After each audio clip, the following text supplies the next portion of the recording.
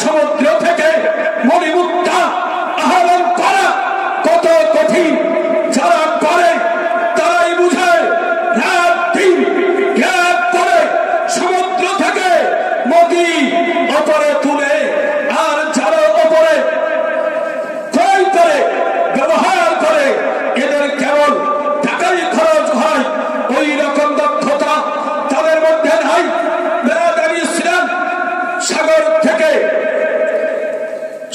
থেকে সমুদ্র থেকে মণিমুক্ত তোলার মতন দুনিয়াতে কতজন ব্যক্তি আছে কজন সমুদ্র থেকে মুক্তা তুলবে? এই রকম মানুষের সংখ্যা বেশি না, যারা তুলতে পারবে না তাদের সংখ্যা বেশি। কোন দলের সংখ্যা বেশি? যারা তুলতে পারবে না তাদের সংখ্যা অনেক গুণ বেশি।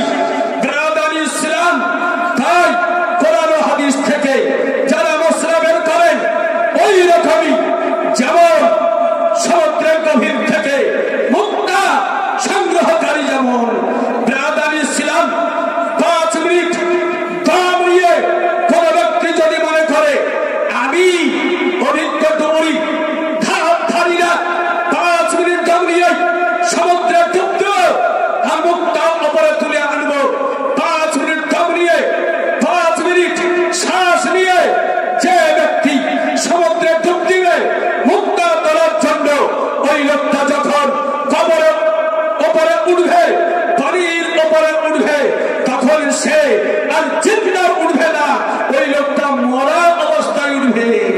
নাকি মরা